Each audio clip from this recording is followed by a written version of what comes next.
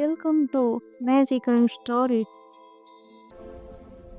एक छोटे से गांव में मिट्टी की दीवारों वाले झोपड़े में रामू, उसकी पत्नी सुता और उनकी 8 साल की बेटी मीरा रहते थे।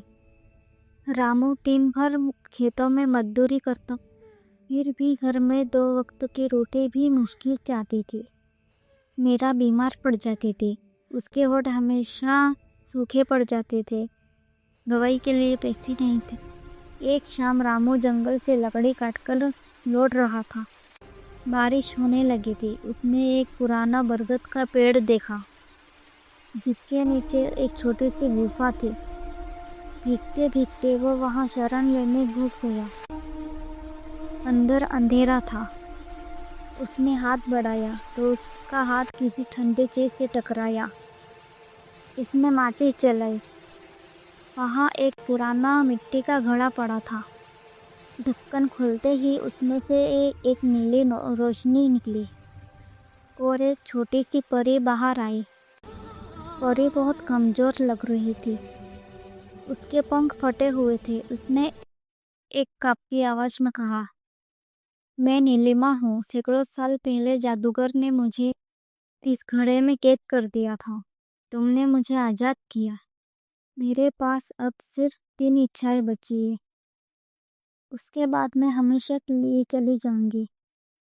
रामू ने पहले तो डर के कांपते हुए पूछा, क्या तुम सचमुच परी हो? नीलिमा ने मुस्कुरा कर कहा, अब विश्वास करो या ना करो, इच्छाएं हैं तो बोलो। रामू सोच में पड़ गया। इसने सोचा, सबसे पहले तो मीरा की बीमारी ठीक होनी चाहिए। लेकिन उसने कहा, पहली इच्छा मेरी बेटी मीरा पूरी तरह स्वस्थ हो जाए, कभी बीमार न पड़े। नीलिमा ने अपने टूटे पंख फड़फड़ाए। नीली चमक चारों तरफ फैल गई। उसी पल रामू को लगा जैसे उसके घर से मीरा की हंसी गूंज रही हो। दूसरी इच्छा के लिए रामू ने कहा, मुझे इतना धन दे दो कि मेरे परिवार को कभी भूखा ना सोना पड़े। फिर चमक हुई। घड़ा अपने आप सोने के सिक्कों से भर गया। इतनी सिक्के कि रामू की आंखें चौंधिया गई। अब तीसरी और आखिरी इच्छा। रामू चुप रहा। उसने परी को देखा। नीलिमा का चेहरा नीला पड़ रहा था, पंख और टूट रहे थे। उसने धीरे से कहा, मेरी आखिरी इच्छा, तुम हमेशा के लिए आजाद रहो।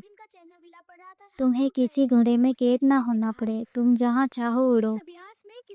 नीलिमा की आंखों में आंसू आ गए। उसने कहा, इतिहास में किसी ने भी पहली इच्छा मेरे लिए नहीं मांगी। तुमने मुझे सच्ची आज़ादी दी। उसने अपने बचे हुए सारे जादू से रामू के घर को पक्का मकान बना दिया। खेतों में फसल लहलहाने लगी। गांव में एक छोटा सा स्कूल खुल गया, जिसमें मीरा पहली छात्रा बनी। और नीलिमा, वो आज भी उस बरगद के पेड़ के ऊपर रहती है। कभी कभी रात में नीली चमक दिखती है। लोग कहते हैं, अगर कोई सचमुच ने दिल से कुछ मांगे तो नीलिमा आज भी सुन लेती है। लेकिन सबसे बड़ी बात यह है कि रामू आज भी उसी तरह मजदूरी करता है। सोना अभी भी तहखानों में पड़ा है। वो कहता है, परी ने जो हमें दिया वो काफी है। अब हम मेहनत से औरों को भी देना चाहते हैं। और मीरा, अब वो बड़ी हो गई है। जब भी कोई बीमार बच्चा उसके पास आता है, वो उसके माथे पर हाथ रखकर धीरे से कहती है, चिंता मत करो, मेरी एक परी दोस्त है। और बच्चा सचमुच ठीक हो जाता है। कहानी खत्म। पर जादू आज भी चल रहा है, बस अब वो दिलों में रहता है। कहानी अच्छी लगे तो प्लीज़ लाइक और सब्सक्राइब कर दे।